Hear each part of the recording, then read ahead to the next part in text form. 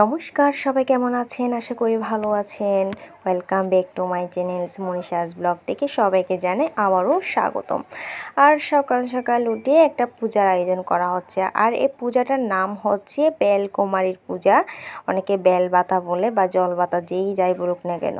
তো এই নিয়মটা চট্টগ্রামে হয়ে থাকে পূজাটা। আর কোন কোন জায়গায় এই পূজাটা করা হয় অবশ্যই কমেন্ট বক্সে লিখে জানাবেন। সকাল থেকে পূজার আয়োজন করা হচ্ছে। এই যে 5টা আম দিয়ে একটা ঘট সাজিয়ে দেওয়া হচ্ছে, আর আমের চারপাশটা সিঁদুর লাগানো হচ্ছে। তো এরপর একটা পূজা দিয়ে বেলকুমারীর উদ্দেশ্যে পূজাটা করা হয়েছে।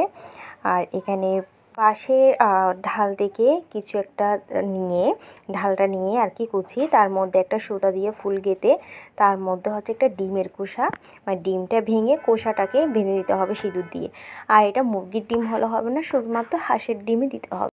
এই পূজাটা মা নিজেই করে ফেলবে। এখানে মানে কোনো বামুন দিয়ে পূজা করতে হয় না, এটা যার যার ঘরোয়াভাবে পূজাটা করা হয়।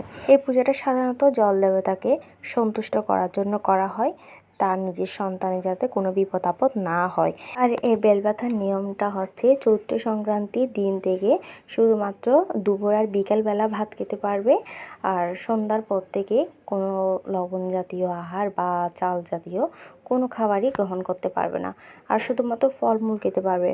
আর এটি 10 দিন পর হচ্ছে এই নিয়মটা এইভাবে 2টা পূজার মাধ্যমে শেষ করতে হয়। আর এই পূজাটা দেওয়ার জন্য অনেক রকমের বা যার যার সামর্থ্য রকমের ভাজা পোড়া করবে, আর তার মধ্যে হচ্ছে কিছু তরকারি করবে, আমিষ জাতীয় বা নিরামিষ জাতীয়। আর এই নিয়মের মধ্যে হচ্ছে হাঁসের ডিমটা অবশ্যই করে দিতে হবে, আর হচ্ছে শোল মাছ, এরপর হচ্ছে কচু পাতার ডিক। এই 3টা জিনিস মাছ বি দিতে হবে, কচু পাতার ডিক, শোল মাছ আর হচ্ছে হাঁসের ডিম। এই 3টা হচ্ছে বেলকুমার উদ্দেশ্যে মানে দিতে হবে, এছাড়া হবে না। শোল মাছের আসলে অভাব পড়ে গেছে, মানে সামান্যটুকু হলেও চলবে, তাও দিতে হবে। তো এই যে বেলবাথার মধ্যে একটা জলকুমার উদ্দেশ্যে আর একটা হচ্ছে বেলকুমার উদ্দেশ্যে 2টা ভাত তরকারি দিয়ে সাজানো হচ্ছে, এটাকেও পূজা করা হবে। তো একটা হচ্ছে আর যে পাতাটা জলকুমারের উদ্দেশ্যে দিয়ে আসবে সেটা মানে কেউ খেতে পারবে না, আর যেটা ঘরে থাকবে বেলকুমার ছোটো বাচ্চারা বা যার উদ্দেশ্যে করা হচ্ছে সে খেতে পারবে। তো ছোটোবেলা থেকে করে আসতেছে মা, এটা আমাদের মানে আমাদের জন্য। তো এখানে সবসময় আমি বসে খেয়ে ফেলতাম। তো এখন যে পূজার আয়োজন করা হচ্ছে, এই যে দেখেন ধূপ দ্বীপ জ্বালিয়ে রাখতেছে, এখন পূজা করবে। আমার মেয়েও আছে, নমস্কার করতে বলছি, নমস্কার করতেছে। তো এরপর হচ্ছে এটা পুকুর পাড়ে দিয়ে আসছি, যে ধূপ দ্বীপ সব কিছু জ্বালিয়ে দিয়ে আসছি।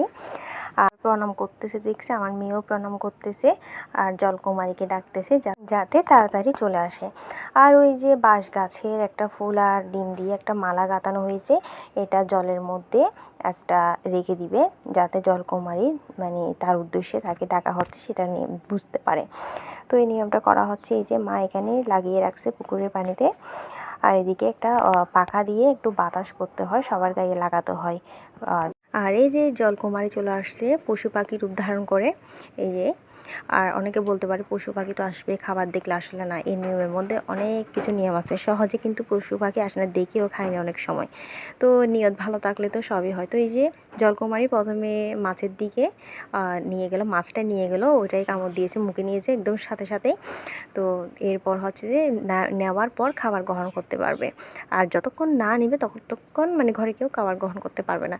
এই ব্রত নিয়মটা হচ্ছে এমনই। তো এরপর পূজা শেষ হয়েছে, ঘরে এসে আমি সব ভাতগুলো মেখে সব বাচ্চাদেরকে এখন দিয়ে দিব। আর এই নিয়ম তো বাচ্চাদেরকে খাওয়ানো হয় ভাতগুলা। তো আমার ব্লগ এতটুকুই, কেমন লেগেছে অবশ্যই জানাবেন।